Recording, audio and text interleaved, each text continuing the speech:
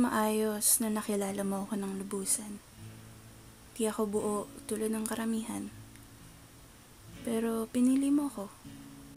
Pinili mo ako sa mga panahong hindi ko kayang piliin ang sarili ko. Lagi mong pinapaalala sa akin na mahalaga ako. Na huwag ko madaliin ang paghilom dahil may tama itong proseso. Mahaba man ang lalakarin o makipot man ang daan, pinangako mo sa akin hindi mo ako pababayaan. Walang araw na hindi mo tinanong kung ayos lang ba ako. Walang araw na hindi mo pinuri ang itsura ko kahit pa bagong gising ako. Kaya ang hiling ko sana walang magbago. Dahil sa'yo ko natagpuan ang tahanang panatag ang loob ko. Ikaw ang naging pahinga ko sa nakakapagod na mundo. Ikaw ang naging sandalan ko ng mga panahong pagod na ang puso ko. Ng mga panahong nais ko nang sumuko. Ng mga panahong hindi ko na alam ang gagawin ko. Sa'yo ko natagpuan yung pag-ibig na matagal ko nang hiniling sa kanya.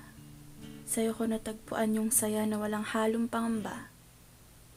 Ikaw ang naging liwanag ko sa madilim kong mundo. Kaya salamat kasi minahal mo ako kahit hindi ako buo. Sa panahong pasuko na ako ay dumating ka. Hindi ka nawala sa tabi ko kahit sa puntong sobrang gulo ko na. Ikaw ang nagpahilom ng mga sugat na galing sa aking nakaraan. Ikaw ang nagsilbi kong kanlungan. Hindi kita hinanap, pero natagpuan kita. Sa tuwing magkasama tayong dalawa, napapanatag ako. Ramdam kong ligtas ako sa piling mo, wala kang ibang ninais kundi maging masaya ako, kaya kahit madilim, magulo, paliko-liko, hindi konkreto, ay sinamahan mo ako. Pero lahat ng sinabi ko ay mukhang hindi pala para sa'yo. Dahil isang araw, gumising na lang ako, nawala na ako natanggap na mensahe mula sa'yo. Itinaas mo ako ng sobra. Sa puntong hindi ko na alam kung paano pa ako bababa.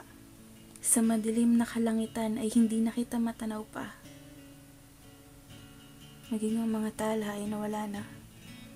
Minsan kapag wala akong magawa, tinitignan ko ang mga litrato nating dalawa. Pinagmamasdan ang mga ngiting pagmamahal ang lumikha. Tawanan at sayang hindi maipinta. Binabasa ko ang mga dati nating usapan, mga kanta sa akin mo inalay. May minsan ko pa rin pinakikinggan. Tinatanong ko tuloy ang sarili ko. Sa lahat ng magagandang nagawa mo sa akin. Sa mga salitang sinambit ng mga labi mo. Alin doon ang totoo? Ganito pala ang pakiramdam na maiwan sa ere. Ganito pala ang pakiramdam ng isinantabi. Ganito pala ang kahihinatnan na muli kong pagsugal. Ganito pala ang pakiramdam ng pusong pagal, sana hindi mo na pinatagal. Dati tinatanong ko sa sarili ko, tinanong ko sa tadhana, kung bakit hindi kita nakilala ng mas maaga. Pero ngayon, napalitan na ang bakit ng sana. Sana hindi na lang kita nakilala. At kung dati sinasabi natin na sana kapag pwede na, pwede pa. Ngunit sana'y mapatawad mo ako.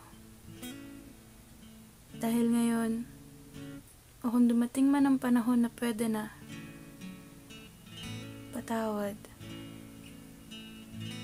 Dahil ayoko na.